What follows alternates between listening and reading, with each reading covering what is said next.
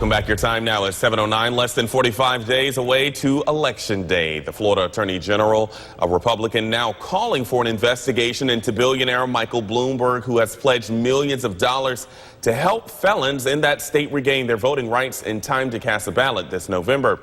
The concern is whether that effort is intended to help Democrats win in the Sunshine State. Jay O'Brien is here with the story that could tip the scales in a critical swing state.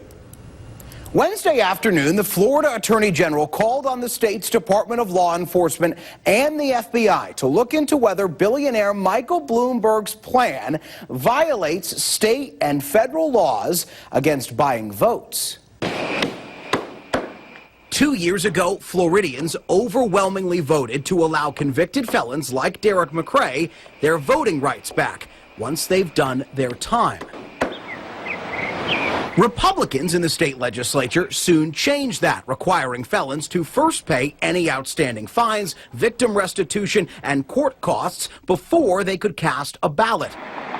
The owner of a successful barbecue shop, I sweeten them all sauce. Derrick, paid his debt and voted for the first time in years in the state's primary last month. Democrats believe voters like him could tip the scales in a swing state where Biden and Trump are neck and neck. That one vote counts. If they think it don't, they crazy. And it's a question for... That's where billionaire political activist Michael Bloomberg comes in, pledging to raise $16 million to pay outstanding legal debts and allow thousands of felons to vote in this election. The money would be distributed by nonprofit groups to felons who apply, a cause supported by donors like Michael Jordan, Hollywood media companies, and even religious groups. But according to a Washington Post article, Bloomberg's team would focus on paying the fines of black and Hispanic felons, saying those voters will overwhelmingly support Democrats. That got the attention of Florida Republican Governor Ron DeSantis. According to this memo obtained by CBS 12 News,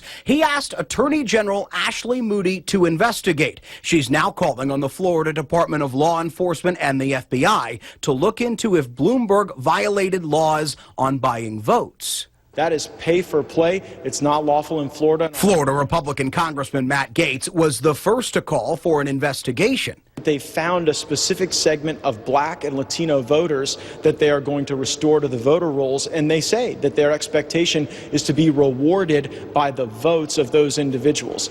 But state Democrats are calling the inquiry a political stunt.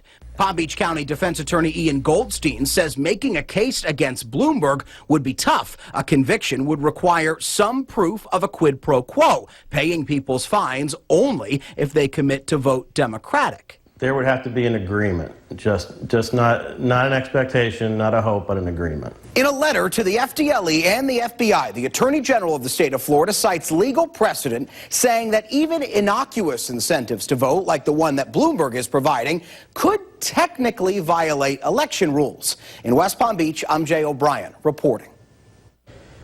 Okay, looking at our headlines.